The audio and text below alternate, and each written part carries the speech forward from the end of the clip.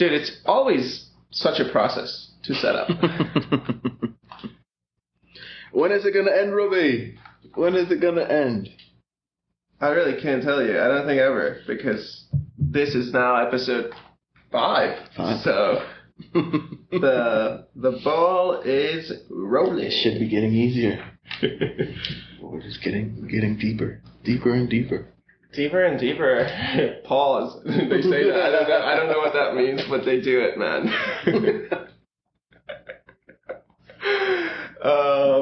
Dude, so you just tell me about Poconos, man. Poconos? Yeah, the Poconos. It was fun. We went whitewater rafting on Saturday. I had a good time. It's fun. Have you been? No. What is whitewater rafting? What's that consist of? A raft. Yeah. You're in the raft. Like going down the river. They had to actually let water out of the dam, so it was a good flow. But, it's like the rapids. You got your life vest on. It's fun. Not a great swimmer, but stayed in the boat. Went hiking and stuff. Yeah, kept the jacket on. Yeah, so, it was a good weekend. How about you? That's fun. Yeah, same, dude. It was good. Caught up on a lot of things, just a lot of things, a lot of planning. But it's coming along well. I've got a list, so. Now, a list of what? What do you have a list of? Just a list. So the list is there, and now I just gotta figure out how to combine the list. There's multiple steps to it, as any manager probably knows. Okay. No, dude, we do have a lot to get into. I know that obviously Arsenal played Manchester United. That was the game we were really looking forward to. So, want to get started? Let's get started.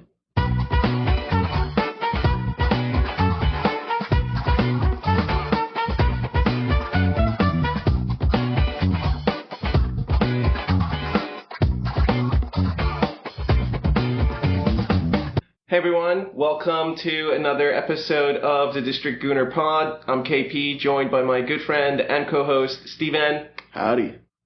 This is episode 5, and we are recording on Tuesday. It's 2 days after the Arsenal defeated Manchester United 3-1. What was that? 3-1 at the Emirates, and what a game, dude. What a game. I missed it. I watched the replay last night. Had myself a great Labor Day weekend. Had some good fun. Didn't have connection to actually watch the game, so went on a hike instead. Had a good time. But here we are, 3-1 to the Arsenal. 3-1 to the Arsenal, man. Yeah, it was awesome. Let's talk about the lineup and what we saw on the pitch. Actually, maybe before that. So I guess the lineup, Ramsdale. It was Ben White, Saliba, Gabriel. Big Gabby was back in there. Zinchenko on the left. Odegaard, Rice, Havertz, Saka, Eddie, and Martinelli. I want to get your pre-match vibes and thoughts on that. I saw the lineup. Oh, Miss Chicha back there doing her thing. Sorry about that. Yeah, Miss Chicha in the house, as you know, wearing her yellow ribbon. If you know, you know. She's shooting the video in the back. She just dropped the camera. Lineup came back out. Solid. We're back. We're back, baby. I'm thinking it's good things.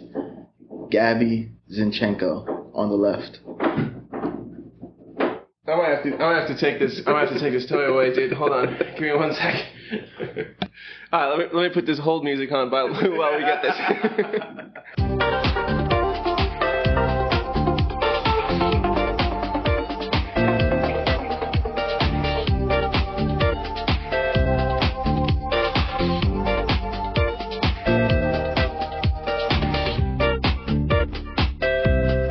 All right.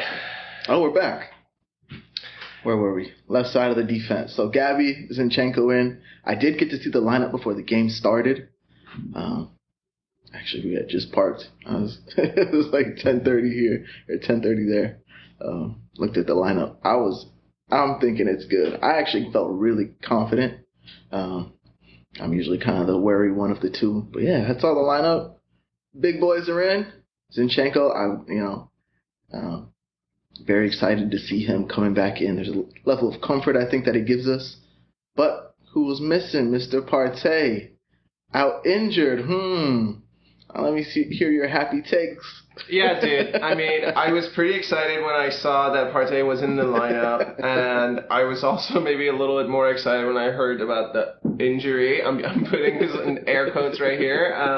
I don't know whose egos were injured, but we'll find out, I guess, in a couple of weeks when the headlines start coming out. But yeah, it was exciting to see the lineup. It was great to see Gabriel and Zinchenko in there. It was the 4-3-3 that we've become accustomed to from last year.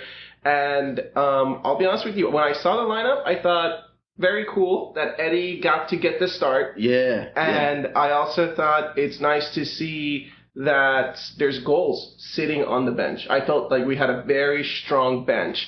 I felt like Fabio Vieira, Jesus, Leo, and Smith Rowe could all play a very positive role if we needed it late. And I'll tell you the other thing, not so much focus on our lineup, but when I saw United's lineup come out, I thought, wow, I'm very confident, like 4-0. I felt good about that. I thought we are smoking them. There's Martinez, Lindelof, Martial, Casemiro, Eriksen. I just felt very good about that. Yeah, I think our lineup, it's something to be confident about. I think we're a level above even a team like United that's constantly always shelling out crazy amounts of money. $95 million Anthony. I felt confident going into the game. It looks like a great lineup. Eddie up top, I'm happy for him. He's playing well. He's deserved it. Give it to him, man. Come on, give it up for him. Exactly. So shout out to Arteta for sticking with that dude. Yeah, and also pre-match, I really thought this is a game that I want to see Rice boss it. I thought this was the first game where he's given that number 6 role kind of all by himself, and let's see it. Like, let's see what we got, right? Yeah, and that's exactly it. Him and Partey next to each other, so when he's at right back and he kind of comes into the midfield, seems like it's a little bit more stiff. The way Partey, that's his spot, so he kind of plays it in a certain way. But you know when Zinchenko's there, it's that free-flowing ball. You know, Zinchenko's to the left, to the right. He's just out there having himself a good time. So now it's really up to Rice to hold it down for us. So it was exciting knowing that was going to happen. And I guess we saw some of that actually happen. Yeah, we did. And also, one of the things that I feel like is kind of understated with Rice is his ability to carry the ball. It feels like he was doing very well on that. It was just totally a different level that we haven't had as someone at number 6 to provide us. But so let's get into the kickoff then.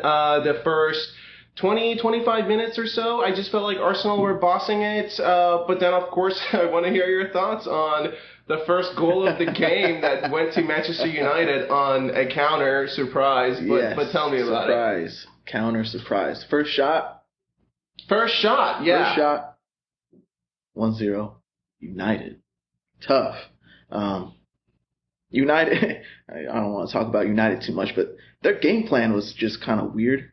Onana looks like a player, bro. He's on the ball. Like him coming out the back, he looks like a player. He's pinging it around. But they just constantly feeding him the ball. Just like he's Pirlo or something in the back. Everything was going through Onana. It's like, are they going to start playing the game or what?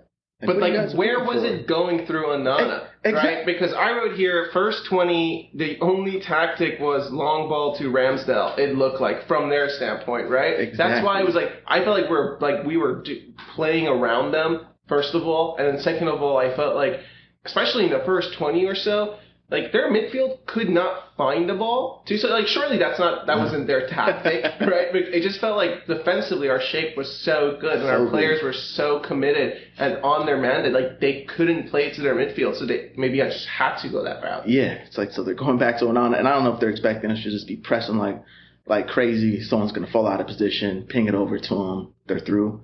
But 25 minutes, that didn't happen at all. They kept throwing it back to Onana, but I think our shape was fantastic until the goal. And it was shades of last year. Rashford out on the left, dragging it in. Finish from him was good. I don't think he got a hand on it, but it's not much of an issue from him. I mean, it's the issue of us giving up the ball in that position. Yikes. As Havertz, you hate to see that it was Havertz giving up the ball there. And then defensively, what I don't like about these transition goals is you can't. It's not like, oh, it's a single error. It's Havertz. Then how does the ball get from our attacking third up to our 18 and no one's put in a challenge really, you know? Yeah. And White and Saliba are there kind of sitting on they're in a straight line. They obviously should have had a bit more cover there. I think Saliba should have covered more of the goal. It was weird. Defense didn't do so well, honestly. Yeah. They both kind of... It was like they both knew what he was going to do, and they both got in each other's way. Saliba he's way too far behind White there. You know it's going back to his right foot. You just know it. So you gotta cover that. But I mean, Rashford, I give him some credit. Like he did what he had to do. Ramsdale, nice try, but back of the net. Yeah, but just before that, and this is going to be a theme of this podcast, probably some of the just officiating that we saw. Literally just before their goal, 25 minutes in, I think, Anthony, he found someone, and then he kicked the ball away. It was Big Gabby, yeah. And nothing, dude. Nothing. Nothing. Not even like a talking to. Like, it just didn't happen. So... I don't know, man. I'm a little... Yeah. And then literally a minute after that, I wrote, of course, classic. They scored, dude. It was written. That play... So what's funny about that, so he obviously kicks the ball away, and Arsenal players are like, you got to do it. You got to give him the card. And then he starts pointing at his whistle, almost like, well, I didn't blow the whistle for the foul. It's like, well, it was obviously a foul. So I want everyone to stop playing. And he kicked the ball away. Dude, they're just like making it up right in front of our eyes, like, man. And it's kind of, but I tell you what. Oh, well, it happened. A response immediately from Arsenal. And it was really cool. Odegaard smashed it in and 1-1. And then from then on, honestly, it was again all Arsenal for majority of the first half. So all of my notes are just like bossing it. And then strong finish to the first half. Rice was the best player, I thought, in the first half, and not much else, honestly. Yeah. So there's a few moments to hit on. Havertz's chance. The one very early on in the first half. That was like the 12th minute. The big whiff. And then, 12 minutes after that, the misplaced pass. I hate to see it. Like, when things just... It's one of those things where it's just not going for you, and it's just getting worse and worse and worse. And how the fan base is so reactionary with these things. You know? Like, oh, man. Two big items back to back. That miss kind of hurt. I wish Eddie was able to put it in. It was a bad whip, dude. Yeah, I wish Eddie was able to put that in and Martinez didn't clear that. Yeah. Because I'd have been like, okay, that's all right. He was a good spot. We'll see it again. But, the whiff. Oof. That was a tough one. I also want to go on Martinelli in the first half. Good game from him. Wan-Bissaka. Because Wan-Bissaka's kind of, I think he's a good one-on-one defender. And sometimes Martinelli has some difficulties, I think, in those. He was going at that dude, winning corner after corner. He was going at him.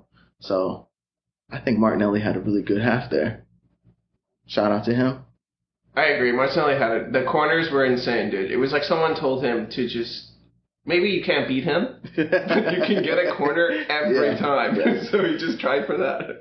That feels like a very Arteta thing, where he's just like looked at some stats. I feel like, because I feel like he gets so deep into these things that he's just like, dude, like, I don't know, maybe like 2 out of 10 you're gonna beat him. Yeah. But 6 out of 10 you're getting a corner. So like, go for the corners. And we got bigger guys. Their center back is Martinez. Like, we got big guys.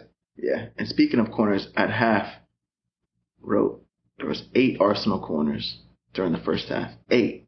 It's a lot. I don't know how many United had. I don't think they had very many at all. But, like, disappointing. At the last year, I think we were kind of started off really strong on corners. And we had a Gabby back in. He's great on corners. He's a goal scorer on those. But no real good chances on those. I hate some Martinelli's whipping them in. The issue of getting it over the front post, like the first minute, the guy on the front post, that irritates me. That always irritates. Just get it in. Just lump it in. Let the big boys at least have a shot at it. When you can't even get it past the first guy, like, come on, man. Yeah, especially just because in this game, it felt like the back post was open. Yes. In the first half, there was one corner that went too deep, and it just fell to Eddie, and he was like maybe nine yards out or something, and then he passed it to Saka. And he had a shot where he got blocked by the head. But that was another one that just went deep. It was exactly like the Rice one. It was just our player on his own. He touched it, settled it. So it was interesting. But I hear you. But also, to be fair, like a lot of the goals we do score on corners are from the near post. So he's trying for something very tight. Yeah, exactly. But I hear you. Sometimes, especially, so we got Rice in there now. You got the new dude back in the lineup, Big Gabby. You got Saliba. You got Havertz too. Havertz is a big guy, yeah. Just get it on some heads. You got Martinez in there. Put the ball in. Lindelof, I'm good. Put the ball in the box. Let our big dudes go at it. Yeah. All right. Let's get into the second half then. And again, it was more of the same. The first 15 minutes of the second half, it was all Arsenal bossing it, and then just before the 60th minute is where Havertz gets taken down, I feel like, in the box, and the penalty is given live by the referee. Then the referee goes and overturns it on VAR. I want to get your thoughts on that. It has to be, to me, all the games we've watched, it's a penalty based on the on-field decision. So you see the foul, they call it. You see the replay. If there's contact, is it a clear and obvious error? No. If he didn't call it, I wouldn't feel like it's fine. It's a soft one, I guess you can say. But if you did call it, I don't care if it's soft. If you blew the whistle, you can't tell me it's a clear and obvious error because I see contact. Yeah, but just on your actual live stream, like if you're watching it on the telly or if you're just streaming it, like on your actual stream, the first time that you watched it, did you think it was a penalty? Yes. Yeah. I did. Me too. Like the moment that he got sandwiched like that. Yeah. And he was through. And I get Casemiro's actually coming late and he's like kind of pulling himself away, but he's pulling his arms away. He's not like pulling his legs away.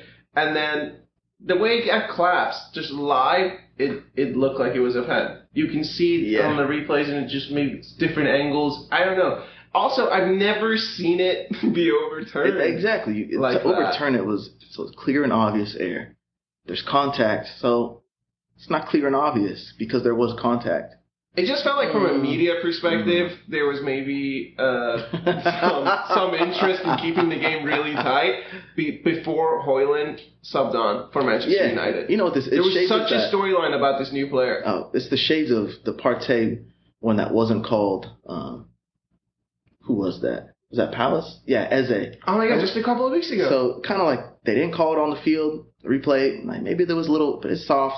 They don't. But this one they called it. Is it clear and obvious? No. I say it's still a pen. But hey, we move. Yeah, we move. And then, dude, not much else happened really after that. It was just more of Arsenal keeping possession. I did think it was actually a little bit after that is when Martinez, the center back for United, fouled Eddie. And then he asked for a sub. Mm-hmm. And like apparently he's totally fine. I didn't get that. That's weird, man. So he fouls him. You saw that, right? He clatters Eddie. Yes. He whacked him. Yeah, it was a bad foul. So then they continue the play, comes back and gets the yellow, and then he sits down. Like he's, I don't know, kind of acting like he's hurt, right? Yeah. He sits down and is basically like, all right, I need a sub. Like, I honestly feel like he's had the mindset of like, there's no way I finish this game without getting another yellow. He's reckless.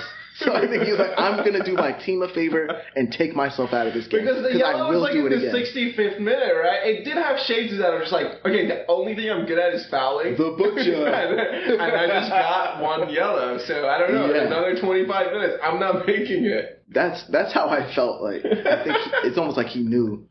I'm more dangerous to my team if I stay out here than if Harry Maguire comes on. Dude, yeah, what a sacrifice. Yeah. At that point, I'll tell you what, I did feel like I did want to see subs. Yes. Yeah. But it was very hard because the team was playing very well. So it was hard to decide like who to really sub, I felt like. What did you think of the subs that Arsenal made? Tommy came on for Zinchenko, Vieira came on for Kai Havertz, and Jesus came on for Eddie. I think this was masterful from Arteta. 72nd minute, bro, kind of the mindset of typically what we have is where are the subs? They got to be coming soon. 72nd or 76th, excuse me. Those 3 subs came on. Havertz, I think, was an easy one to choose. Not having a great game. Kind of just, he was doing okay, but not a great game. And offensively, we need more firepower to win the game. Easy. Zinchenko, he can't play the full 90. Easy. Tommy's great defender. And then I like Jesus coming on because he got something to prove. I think him and Fabio both had good games for us offensively. Great timing. Maybe a little bit earlier in my mindset, but I think those are 3 great subs that worked out for us. Yeah, this did feel like one of the games where the in-game management of the substitutions was well done. But, right. But a young manager. We'll give him that, yeah. And then from then on, yeah, the subs came on. Both teams made some changes, a lot of defensive changes for United. So it felt like they were just hoping to really just cash in on maybe another counter to really just make this a smash and grab, or just take 1 point and we're good. At times, I really couldn't tell if we were playing against Mourinho or this like Dutch kind of Ajax personification. But anyways, so they did get another counter chance. Actually, in late, like 88th minute or so, I think, is where Garnacho went through and scored, but it was called offside. And want to hear your thoughts about it. Big Gabby saved us there, man. I think if he puts that in, I don't think we come back. Honestly. I think the game's kind of they're basically already shutting up shop and looking for the counter. United would just be sitting in. It's kind of disappointing to see a little bit. I mean, obviously it's offside and that's great, but it was close. That is a close call, and the way he had to stop, he put on the brakes, and they got to draw the lines. And we're not even talking feet. It's probably half a foot, maybe we're talking inches. When you know the team, that's their tactic, and it's gonna work for them. I don't like seeing that. That makes me nervous. But shout out to Big Gabby. That's why you're there, man. Making those reading Saliba there. He obviously sees something. They're a partnership. He's able to make that read within an instant to get him offside. So you like seeing that. Yeah, I agree, and he's my unsung hero of the game. Is Big Gabby. Okay. I think he had a really, really good game. And they just felt so secure. Yeah. And he was given the license almost to you put his sort of mentality and the strategic play that he pulls on the offside aside. He was given the license to go out there and chase and just get the ball. Yeah. There's a few times where he was way out of position. Yeah. But he was given license to he gives me he's like I gotta get the ball. Whenever I watch him, dude, that's just how I feel. And so he's a ball winner versus Saliba being more that cover, that cool, calm. Gabby's not like that. He's a ball winner. He wants to get stuck in. Yeah. 100%, dude. So it was a really good game from him. And then let's kick it over to what makes this person my man of the match. After the United goal is overturned, Arsenal have a corner late in the game, 96th minute. There's +8 on the clock, and there's a corner. It's played deep. It makes it past the front post, and Declan Rice brings it down with his chest and just bangs it in, man. Yes. What a goal, what a moment for this new signing. I literally wrote here, just welcome to the Arsenal. Yeah. You love to see it. The one person you'd want maybe is Havertz just because it'd make you feel good. But I think Rex deserves to have that moment. He's been solid. He is, for being that big money signing, we've seen flops, Anthony, with those big money signings, right? Yeah. Hey, man, he's coming. My center mid. Yeah. He's coming, and he is going to be a mainstay. He's that guy. So I'm happy for him. Dude. Yeah, I'm happy for him. And they obviously showed him love. So he's now one of our guys. It was funny. Did you see him protecting himself? Yeah. He knows. They know. He knows who's going, yeah. And then after that, just a few more minutes, Jesus is on a breakaway. Who slots it in? This guy, Fabio Vieira, who apparently has like one of the best goals and assist ratios in the league, bro. Yeah. And how good was that? That 3-1 sort of cherry on top from Jesus. Yeah, I mean, that's beautiful. You love to see it. Dalo, see you later. Send him for a hot dog. Hope you got some mustard on it. And I just slotted that boy right in. Very cool. Reese Nelson involved, winning the ball. Reese was involved. I was thinking about Reese you, dude. The one to watch. Yeah, Reese out to Fabio. One time, he hit that one time. Beautiful pass. Beautiful. Yeah. It was the perfect pass. Yeah. It was the perfect pass. It was like a video game pass, dude. See you later. Send him back to Manchester. See you later. It was cool. The former City boy, Yeah. So that's fun. The only thing I want to touch on before this game, I guess this is actually a pretty good segue to go off the pitch and just talk about the significance of this win before heading into this international break for a couple of weeks. Keeps the good vibes going. So 10 points out of 12. Being as reactionary as we are as fans after the Fulham game, weren't feeling the best. Come out, get a nice win against United. Against the ropes again, being 1-0 down. 3-1 win. Love it. Late winner. So the vibes feel good. So going into break, it feels good. 10 out of 12. The league's actually looking pretty tight right now. There's no real standouts. I think are we in fifth? Fifth, There's about 5 teams with at least 10 points. I think it's like alphabetical and goals differentials and stuff. It doesn't really matter. 5 teams with at least 10, and then City, got all 12. So that's a significant outcome. Got to win your home games against the Big Six. We're still on track to do that. So very cool. Yeah, and I mean, we're going for the league, but it does look like there's going to be a hard battle for top 4. Yes. So for the folks down there, who are fighting for a spot. Yeah. That's fun, man. All right. Well, other things to talk about off the pitch. The big thing is the transfer window has closed, and the Arsenal. I did publish this piece on the District Gooner newsletter, and it's grading Arsenal's 2023 transfer window. You can just Google District Gooner newsletter to check out that article. And on there, I kind of just felt like the theme of the transfer window was success being overshadowed by one really key injury. I do feel like these last couple of games, we had Jurriën Timber. Mm-hmm. Maybe it's even like a different level, man.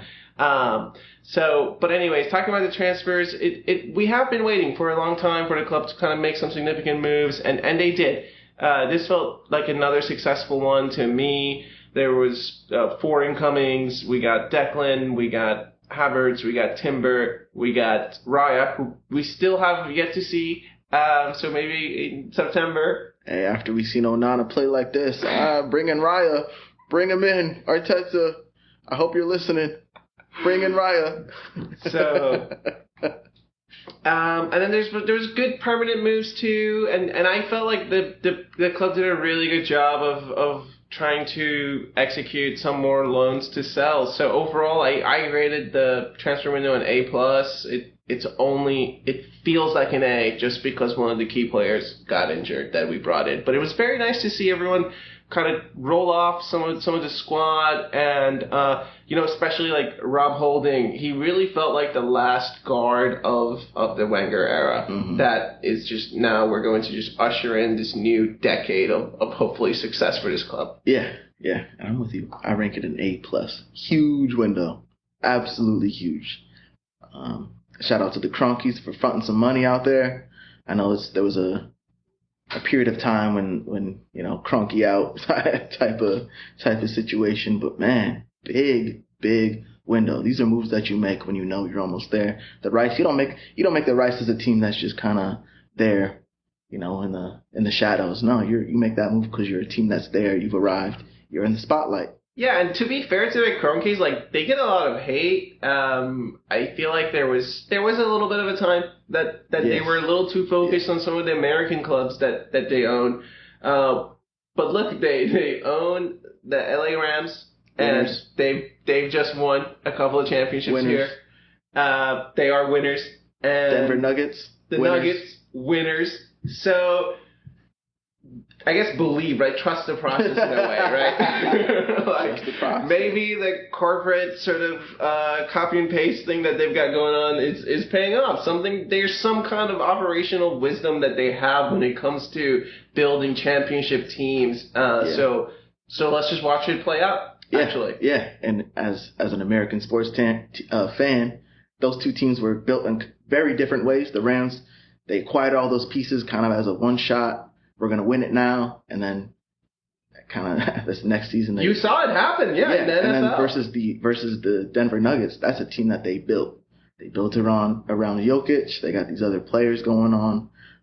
Jamal Murray. They got two solid guys, and they've kind of built over time, built pieces. So trust in the process a little bit. Maybe we're building around Saka.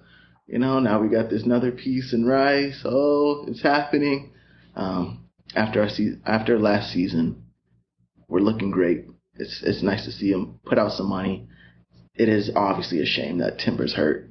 It's an absolute shame, but once he gets back, I'm hoping he can be at that level again. Yeah, and I guess the only other thing to talk about on the transfers was some of the sales that they've made.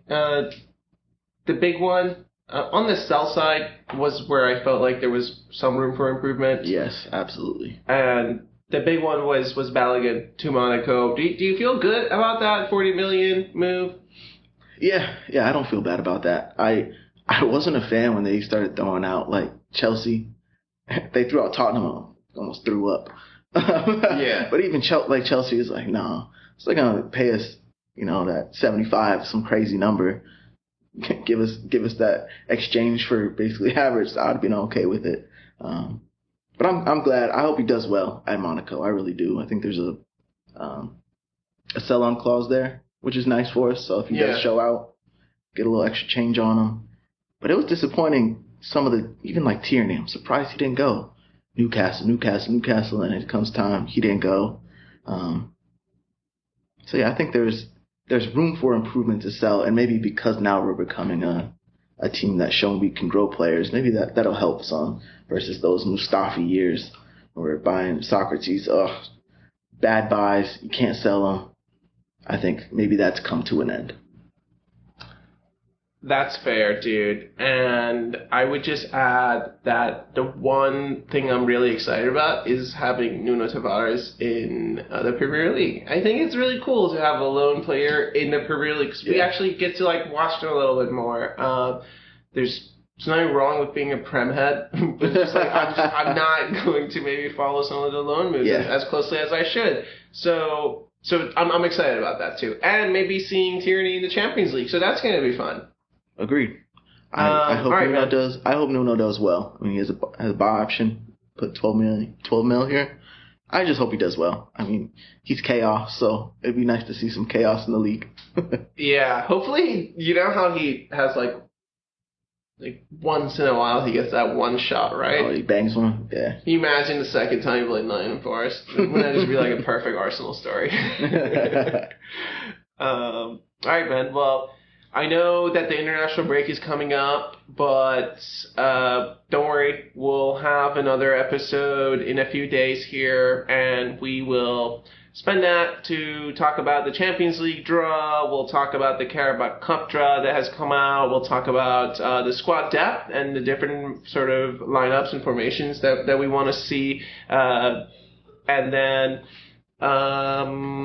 maybe we'll also, I don't know, we'll have a couple of surprise things that we're going to try out with the pod. So hope you tune in. If you're not already subscribed or following, maybe just go for it if you felt the vibe was right. And if you're in the mood already, maybe just rate the show and share it on social too. And we will catch you next time. Did you have fun, dude? So much fun. Always fun, right? All right, man. We'll enjoy the break. Bye-bye.